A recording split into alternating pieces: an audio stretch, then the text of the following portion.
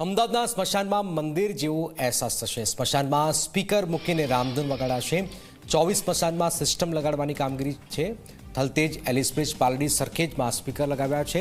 સ્મશાનમાં આવતા લોકોને શાંતિ મળે તે માટે ભજન વગાડાશે। અંદાજિત 25 લાખના ખર્ચે સ્પીકર મૂકવાની કામગીરી હાથ ધરાઈ છે।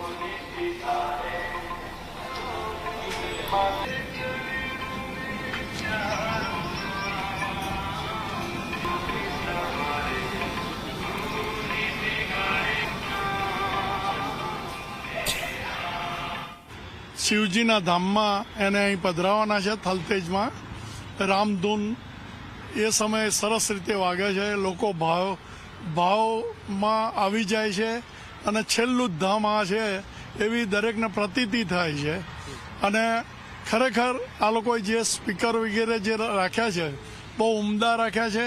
અને હજુ બી એક બે જો કદાચ વધારે તો લોકોના જે હૃદય ઉપર વધુ અસર પડે અને ભલે આમ સ્મશાન વૈરાગ કહેવાય પણ થોડી ઊંડી અસર પણ એનાથી રામધૂનથી પડે।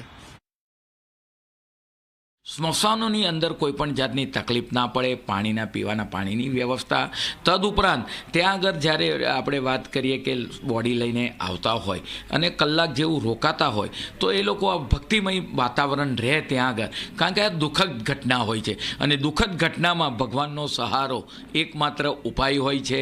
એ આપણે વાત કરીએ કે ભગવાનનું નામ મહત્તમ લે અને એટલા માટે ત્યાં આગળ આપણે વાત કરીએ કે ભગવાન શ્રી રામનું ભજન ધૂન વાગતી है, ભક્તિમય સંગીત રહે એટલા માટે આ એક નવીન પગલું ભરવા માટે જઈ રહ્યા છે સ્મશાનની અંદર।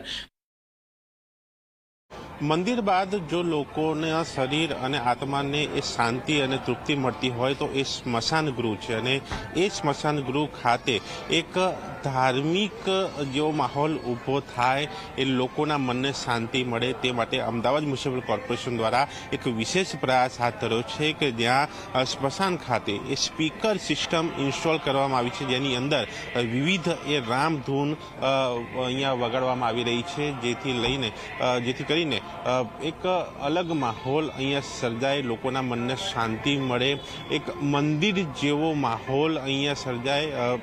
કારણ કે આ પણ એક સ્થળ એવું છે કે જ્યાં જે અંતિમ વિધિ કરવામાં આવતી હોય છે, જે શરીરને અહીંયા જે અંતિમ વિદાય અપાતી હોય છે એ સમય દરમિયાન એમની આત્માને એક શાંતિ મળતી હોય છે અને એ શાંતિ વચ્ચે તેમાં સહભાગી થનારા લોકોનો એક મન હળવું થાય, એક શાંતિ મળે તે માટે આ પ્રયાસ જે છે તે અમદાવાદ મ્યુનિસિપલ કોર્પોરેશન હાથ ધર્યો છે કે જ્યાં શહેરમાં 24 જેટલા સ્મશાનો અને જિલ્લાના જે સ્મશાન જે શહેરમાં ભળ્યા છે તે તમામ સ્મશાનમાં અંદાજે 25 લાખના ખર્ચે આ સિસ્ટમ જે છે તે ઇન્સ્ટોલ કરવાની કામગીરી હાથ ધરાઈ છે, જેમાં થલતેજ, એલિસબ્રિજ, લીલાનગર, ચામુંડા, વેજલપુર, દુધેશ્વર, સરખેજ આ જે સ્મશાન ગૃહ જે છે ત્યાં આ સિસ્ટમ ઇન્સ્ટોલ કરી દેવાઈ છે। સીસીટીવી મોનિટરિંગ સાથે આ એક વધુ એક પ્રયાસ જે છે તે એએમસી હાથ ધર્યો છે, જેને લઈને સ્મશાન ગૃહ ખાતે એક અલગ માહોલ ઊભો થયો છે, સાથે લોકોને એક મનની શાંતિ પણ જે છે અહીંયા મળતી દેખાઈ રહી છે। કેમેરામેન અમિત સાથે દર્શન રાવલ, ઝી મીડિયા, અમદાવાદ।